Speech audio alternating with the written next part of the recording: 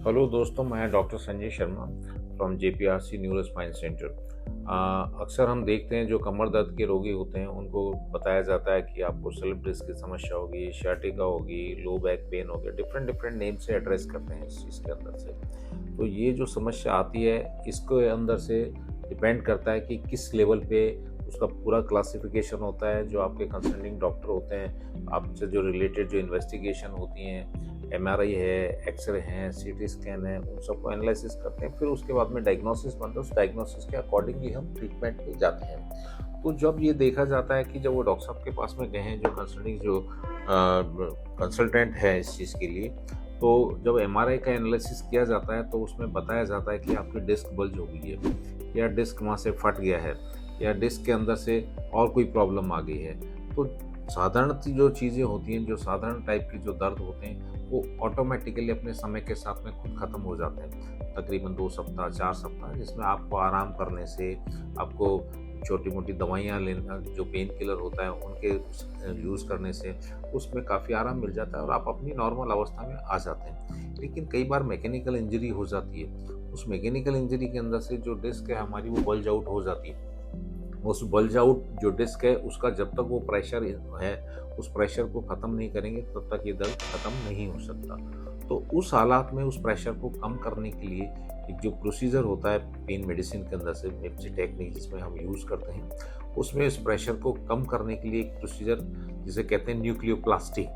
उस न्यूक्लियस में जो डिस्क होती है, डिस्क के मटेरियल होता है, 2 पार्ट होते हैं, एनुलस होता है, बीच का पार्ट होता है, न्यूक्लियस पार्ट होता है। उस न्यूक्लियस के पार्ट को रिपेयर करने के लिए, वहाँ से लीक नहीं हो, तो उस प्रोसीजर को कहते हैं हम न्यूक्लियोप्लास्टी, जिसमें एक इलेक्ट्रोड होता है और अंडर फ्लोरो गाइडेंस में फ्लोरोस्कोप एक इंस्ट्रूमेंट होता है जिसके अंदर से पूरी आपकी जो रीढ़ की हड्डी है वो पार्ट नज़र आ जाता है, और उस पार्ट को एड्रेस करते हुए उस पर्टिकुलर साइट पे जाते हैं और उस जगह पे जो प्रेशर पड़ रहा है उस प्रेशर को रिलीव कर देते हैं। इस प्रोसीजर को, इसमें कोई चीरा-फाड़ी की ज़रूरत नहीं होती, डे केयर प्रोसीजर की तरह से होते हैं और उसका जो प्रेशर होता है वो ख़त्म हो जाता है। जो बल्जिंग आउट डिस्क है वो काफ़ी हद तक उसमें नॉर्मल कंसिस्टेंसी में आ जाती है।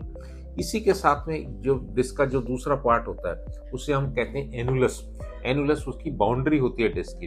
तो इस एनुलस के अंदर से जब कोई मैकेनिकल ट्रॉमा होता है तो वो वहाँ से कट जाता है, और वो कटने से क्या होता है कि जो मटेरियल अंदर जो न्यूक्लियस का पार्ट होता है वो उस रास्ते से लीक होता हुआ स्पाइनल कॉर्ड का जो सेंट्रल कैनाल है, जो एपिड्यूरल स्पेस है, वहाँ पे वो पहुँचता है और उस नस के अंदर से वो दर्द पहुँचाना चालू कर देता है। इसमें बेसिकली जब जो टीयर आता है उस टीयर को देखने के लिए प्रोसीजर होता है जिसे हम डिस्कोग्राफी कहते हैं। उस डिस्कोग्राफी में हम इसको कन्फर्म करते हैं और कन्फर्म करने के बाद में जो एनुलस का जो कटा हुआ हिस्सा है उस पे जो हमारी रेडियो फ्रिक्वेंसी एक टेक्निक होती है, आरएफ अब्लेशन बोलते हैं, उसका जो इलेक्ट्रोड होता है उस जगह पे पहुंचता है और उसमें थर्मोजेनिक इफेक्ट होता है और न्यूरोमॉड्यूलेशन होता है, जिससे वो जो दर्द वाली जो नसें होती हैं, जो साइनोविट्रियल नर्व्स होती हैं, वो वहाँ से अबलेट हो जाती हैं और जो दर्द का पार्ट है वो ख़त्म हो जाता है। उसके साथ में कुछ मैनुअल अलग अलग तरीके के जो सेफ्टी प्रिकॉशंस हैं,